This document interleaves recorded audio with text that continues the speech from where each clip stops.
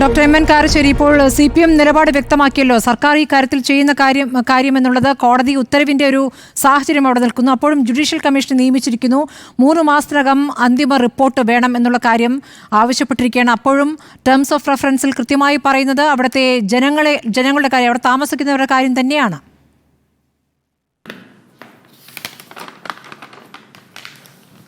സ്മൃതി, ഇതിപ്പോൾ വൈകുന്തോറും ഈ സംഗതി വഷളാവുക ചെയ്യാം.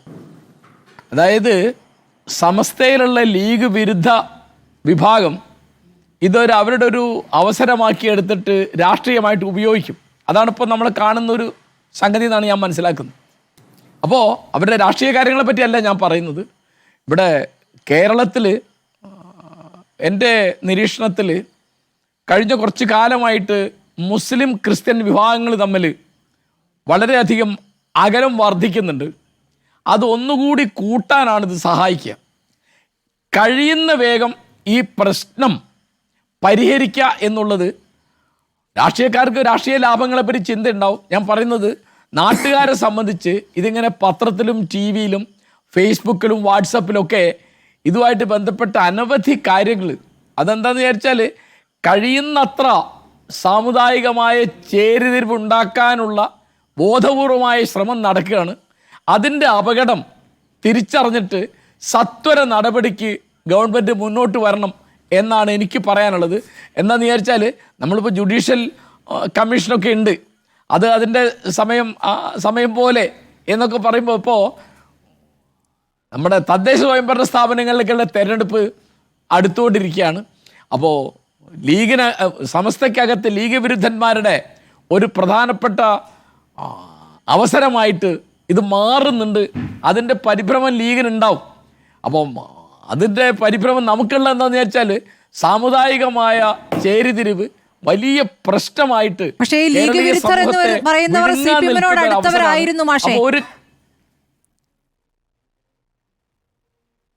ആണ്.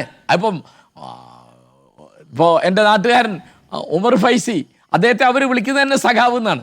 ലീഗുകാർ സമസ്തക്കാരൊക്കെ അദ്ദേഹത്തെ പറയുന്നത് കളിയാക്കി പറയുന്നതാണ്, സഖാവ് എന്നാണ് പറയുന്നത്. അതിൻ്റെ പിറകിൽ CPM ഉണ്ടാവാം, എനിക്ക് പറയാൻ പറ്റില്ല, നമുക്കറിയില്ല, അത് അറിയാത്ത കാര്യം എങ്ങനെ പറയാം. പക്ഷെ അവരുടെ താല്പര്യങ്ങളാണത്. അപ്പോൾ തീർച്ചയായിട്ടും ഇത്തരം പ്രശ്നങ്ങൾ വെച്ച് താമസിപ്പിക്കുന്നതിൻ്റെ ഒരു കുറ്റം തീർച്ചയായിട്ടും ഭരണകക്ഷി എന്നുള്ള നിലയ്ക്ക് CPM ഏൽക്കേണ്ടതുണ്ട്. അവരതിൽ ആ തരത്തിൽ അത് തിരിച്ചറിഞ്ഞ് വിവേകത്തോടുകൂടി പെരുമാറും എന്നാണ് എൻ്റെ പ്രതീക്ഷ. ശരി, ഡോക്ടർ ഫസൽ ഗഫൂർ, CPM-നും സർക്കാരിനും ഇതിങ്ങനെ ഒരു വഴിക്കങ്ങ് പോകട്ടെ, അതങ്ങ് നീണ്ടു പോകട്ടെ എന്നൊരു നിലപാടുള്ളതായി താങ്കൾക്ക് തോന്നുന്നുണ്ടോ? താങ്കൾ നേരത്തെ പറഞ്ഞു സർക്കാരിന് ഇപ്പോൾ പരിമിതികളുണ്ട്, കോടതിയുടെ മുന്നിലാണ് കേസ് എന്നുള്ള കാര്യം. അതോടൊപ്പം തന്നെ ലീഗിനൊരു സംയമനത്തിൻ്റെ രീതിയും സംയമനത്തിൻ്റെ ഭാഷയുമുണ്ട്. പക്ഷെ അത് ലീഗിൽ ഒരു വിഭാഗം അത് കൈവിടുകയാണോ? അല്ല, അതിൽ ഞാനൊരു കാര്യം പറയട്ടെ. ആദ്യം തന്നെ ഈ 3 കക്ഷികളും BJP, ഇടതുപക്ഷം അല്ലെ വലതുപക്ഷം, ഇവർ 3 തൽക്കാലം ഇതിൽ ഇടപെടാതിരിക്കുന്നത്. ഇവരിടപെടുന്നത് കൊണ്ടാണ് ഈ കുഴപ്പങ്ങളൊക്കെ ഉണ്ടാകുന്നത്. പല രീതിയിൽ ഇവർക്ക് ഇവരുടേതായിട്ടുള്ള ഇൻട്രസ്റ്റ് ഉണ്ടാവും, നല്ലതുണ്ടാവും, ചീത്തയായിട്ടുള്ള ഇൻട്രസ്റ്റ് ഉണ്ടാവും. അപ്പോൾ അത് ആദ്യം തന്നെ അത് നിർത്തിവെച്ചാൽ തന്നെ കുറേയേറെ ശല്യങ്ങൾ തീരും. രണ്ടാമത്തെ കാര്യം, അതായത് ഈ ജുഡീഷ്യൽ കമ്മീഷൻ്റെ റോൾ എന്താണെന്ന് കൂടെ ഞാൻ പറയാം. നമുക്ക് വേണ്ടത് ഡോക്യുമെൻ്റാണ്. ഞാൻ ചോദിച്ചിട്ടില്ലേ, ഒറിജിനൽ ഡോക്യുമെൻ്റ് വഖഫാണോ അല്ലെന്നുള്ള തർക്കം നടക്കണം. ഞാൻ ഒറിജിനൽ ഡോക്യുമെൻ്റ് കണ്ടിട്ടുള്ള ആളാണ്. ആ ഒറിജിനൽ ഡോക്യുമെൻ്റ് വഖഫാണ്. ഞാൻ ആദ്യം ഈ ചാനൽ വന്നിരുന്നു പറഞ്ഞ് ആദ്യം ഫറൂഖ് കോളേജ് കമ്മിറ്റി പറഞ്ഞതനുസരിച്ച് ഗിഫ്റ്റ് ഡീലാണെന്ന് വിചാരിച്ചിരുന്നത്. എനിക്ക് കിട്ടിയ ഇതനുസരിച്ചിട്ട് അത് വഖഫാണ്. അപ്പോൾ അതുകൊണ്ട് മുനമ്പത്തെ ആൾക്കാരെ അത് ബാധിക്കുന്നില്ല. മുനമ്പത്തെ ആൾക്കാരെ ഇവിടെ ഒരാൾക്കും പുറത്താക്കാൻ പറ്റില്ല. അപ്പോൾ ആ നിലക്ക് മനസ്സിലായില്ലേ, നമ്മൾ വെറുതെ ഇത് കൂട്ടിക്കുഴഞ്ഞ് അത് ഇനിയിപ്പോൾ സമസ്തയിലെ മറ്റേ വിഭാഗം അത് ശരി തന്നെയാണ്, അത് പറ്റില്ല എന്ന് എങ്ങനെ പറയാൻ പറ്റും? ഡോക്ടർ ഫസൽ ഗഫൂർ, അത് വഖഫ് ബോർഡ് എടുക്കുന്ന നിലപാടിനനുസരിച്ചാണല്ലോ. ഇന്ന് വഖഫ് ബോർഡ് അങ്ങനെ നിലപാടെടുത്തിട്ടില്ല, നാളെ എന്താണ് തീരുമാനിക്കുക എന്ന് പറയാൻ പറ്റില്ല, അങ്ങനെയും കാണാമല്ലോ. അല്ല, ഞാൻ പറയട്ടെ, അതൊക്കെ തെറ്റായ ധാരണയാണ് സുധീഷ്. വഖഫ് ബോർഡിൻ്റെ മുകളിൽ വഖഫ് കോർട്ടുണ്ട്, അതിൻ്റെ നേരെ മുകളിൽ ജില്ലാ കോടതിയുണ്ട്, അതിൻ്റെ മുകളിൽ ഹൈക്കോടതിയുണ്ട്. ഞങ്ങൾക്ക് ഇതിലൊക്കെ ഒരുപാട് കേസുകളിൽ പോയിട്ടുള്ളതാണെന്നേ.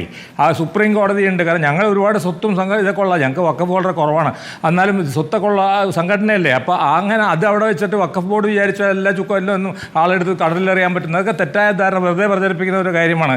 ഇതിപ്പോൾ എന്താ പ്രശ്നം എന്ന് വെച്ചിട്ടുണ്ടെങ്കിൽ ഇതിൽ ഈ ജുഡീഷ്യൽ കമ്മീഷൻ്റെ പരിപാടി പരിപാടി എന്താ വേണ്ടതെന്ന് വെച്ചാൽ എൻ്റെ അഭിപ്രായത്തിൽ ആൾക്കാരെ വിളിച്ചു കൂട്ടിയിട്ടൊന്നും കാര്യമില്ല. ഓരോ ഡോക്യുമെൻറ്റും പ്രൊഡ്യൂസ് ചെയ്യാൻ പറഞ്ഞു. ആദ്യം ഫറൂഖ് കോളേജ് ആ ഡോക്യുമെൻ്റ് പ്രൊഡ്യൂസ് ചെയ്യണം. ഇത് വഖഫാണോ അല്ലേ എന്നുള്ളത്. അവിടെ നിന്ന് നമുക്ക് തുടങ്ങിക്കൊണ്ട് എല്ലാ കാര്യങ്ങളിലും പഠിച്ച് കാരണം ഇതെന്താ നമ്മൾ രണ്ട് കൂട്ടരോടും വഖഫ് ബോർഡിനോടും ഫറൂഖ് കോളേജിനോടും അതെ അതാണ് എക്സാക്ട്ലി ഞാൻ പറഞ്ഞല്ലോ. ഒറ്റ മിനിറ്റ് ശ്രുതി, ഫറൂഖ് കോളേജ് കമ്മിറ്റി അവിടെ വന്ന് മുസ്ലിം സംഘടനാ മീറ്റിംഗിൽ പറഞ്ഞത് ഇത് വഖഫ് അല്ലെന്നാ. അപ്പോൾ മുസ്ലിം സംഘടനകൾ തന്നെ അവിടെ ആൾക്കാരിരുന്ന് പറയണ്ട അല്ലല്ല ശരിയല്ല ഇത് വഖഫാണെന്ന് അവരപ്പോൾ തന്നെ പറയണ്ടേ. ഇപ്പോഴും ഞാൻ പറയട്ടെ, ഭൂരിപക്ഷം മുസ്ലിം സംഘടനകളും വിശ്വസിക്കുന്നത് വഖഫ് തന്നെയാണ്, വഖഫ് തന്നെയാണ്. അപ്പോൾ ആ നിലക്കുള്ള പ്രശ്നം എന്താണെന്നുണ്ടാവുമെന്ന് വെച്ചിട്ടുണ്ടെങ്കിൽ ഇതിൽ ഡോക്യുമെൻറ്റേഷൻ ഇപ്പോൾ ഉദാഹരണമായിട്ട് നല്ല പ്രചരണം നടക്കുന്നുണ്ട്. എന്താ പ്രചരണം നടക്കുന്നത്? അതായത് മറ്റേ ഇവിടെ നിന്ന് ഹൈക്കോടതിയിൽ അങ്ങനെയല്ല വിധി വന്നത്, നിങ്ങൾ റീകൺസിലിയേഷന് പോകുന്നതാണ് വിധി വന്നത്. മറ്റേ ഗവൺമെൻറ്റിൻ്റെ ആൾക്കാർ പറഞ്ഞാൽ അങ്ങനെയൊന്നല്ല വന്നത്. ഞാൻ സക്കീറിനെ വിളിച്ചു ചോദിച്ചിട്ടുണ്ട്, വഖഫ് മന്ത്രി മറ്റവരായിട്ട് എല്ലാവരുമായിട്ടും ബന്ധപ്പെട്ടപ്പോൾ നൽകുന്നു. പക്ഷെ നിലവിലെ സ്ഥിതി എന്താണ്? അവിടെ താമസിക്കുന്നവർക്ക് ഭൂമി ക്രയവിക്രയം ചെയ്യാൻ പറ്റാത്ത രീതിയിൽ, കരമടയ്ക്കാൻ പറ്റാത്ത സാഹചര്യത്തിലേക്ക് അല്ലേ എത്തിയിരിക്കുന്നത്? അതല്ലേ ഇപ്പോഴത്തെ സാഹചര്യം? ആണ് 100%. അപ്പൊ പിന്നെ എന്താണ് അതൊരു വഖഫ് സംരക്ഷണ സമിതി തീരുമാനിച്ചപ്പോൾ നടപ്പായില്ലേ? താങ്കൾ പറഞ്ഞ വഖഫ് ബോർഡിന് പോലും പറ്റില്ല എന്ന് പറയുന്ന കാര്യം വഖഫ് സംരക്ഷണ സമിതി സാധിച്ചെടുത്തിരിക്കുന്നു. അല്ല അതെന്താണെന്ന് വെച്ചാൽ ശ്രുതി, വഖഫ് പൊതുകാര്യം, മുസ്ലിമുള്ള പൊതുകാര്യമുണ്ട്. Any individual can go and give a case. MES-നെതിരായിട്ട് any individual cannot give a case can only be given by a member of the organisation. ഇത് തിരിച്ചാണ്. അതായത് അള്ളാഹുവിന് സമർപ്പിക്കുന്നു എന്ന് പറയുമ്പോൾ അത് സമുദായത്തിന് വേണ്ടി സമർപ്പിക്കുന്നതായതുകൊണ്ട് ആയിരിക്കും. അപ്പോൾ ഇപ്പോൾ വഖഫ് സംരക്ഷണ സമിതിയിലുള്ളവർ ആരും ഏതെങ്കിലും ഒരു പ്രത്യേക പാർട്ടിയുടെ ആൾക്കാരൊന്നുമല്ല, മുഖ്യധാര പാർട്ടിയുടെ ആൾക്കാരല്ല, അവരാരും. അപ്പോൾ ആ ഞാൻ കാണുന്നത് എന്താണെന്ന് വെച്ചാൽ അല്ല ലീഗിന് അറിയാമായിരിക്കും, എനിക്കറിഞ്ഞൂടാ. കാരണം ആ ആൾക്കാരൊന്നും എനിക്കറിയാത്ത ആൾക്കാരായതുകൊണ്ട് എനിക്കറിഞ്ഞൂടാ. അവർ ആ പ്രദേശത്തുള്ള ആൾക്കാരാണെന്നുള്ള കാര്യം മാത്രമേ എനിക്കറിയുള്ളൂ. അല്ല ലീഗിന് ചിലപ്പോൾ അറിയണ്ടാവും. കാരണം ലീഗ് പൊളിറ്റിക്കലായതുകൊണ്ട് അവിടെ ലോക്കലി അവർ കണ്ടുപിടിച്ചാണ് ഇവരാരാന്നുള്ളതൊക്കെ. ഏതായാലും ഒരു കാര്യമുണ്ട്, ഞാൻ തീർത്ത് പറയാം, ഇതും കൂടെ പറഞ്ഞുകൊണ്ട് ഞാൻ അവസാനിപ്പിക്കുക. ഇത് വേഗത്തിൽ ഗവൺമെൻറ് ഇത് അവസാനിപ്പിക്കണം.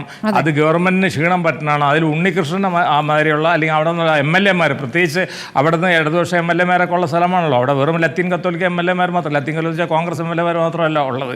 അപ്പുറത്തും ഇഷ്ടംപോലെ MLA-മാരുണ്ട്. അത് കൊടുങ്ങല്ലൂരൊക്കെ പെടുത്തണം കേട്ടോ. ഞാൻ പറഞ്ഞുതരാം, നമ്മൾ വിചാരിക്കുമ്പോൾ മാതിരിയല്ല അത്. കാരണം ആ ഒരു 8 കിലോ നമ്മുടെ ഇത് കടന്നു കഴിഞ്ഞാൽ തന്നെ ചെറായിലോട്ട് തിരിഞ്ഞു കഴിഞ്ഞാൽ തന്നെ കൊടുങ്ങല്ലൂരിൽ നിന്ന് 10 കിലോമീറ്റർ അങ്ങാണ്ടേ ഉള്ളൂ മുനമ്പത്തേക്ക്.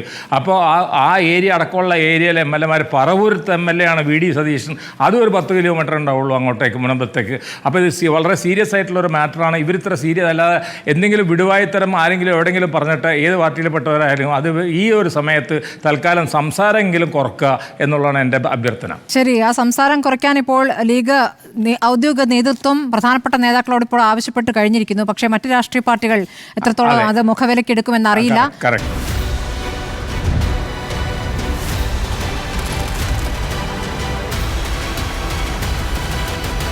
ഡിബേറ്റ് വിത്ത് സ്മൃതി പരുത്തിക്കാട്.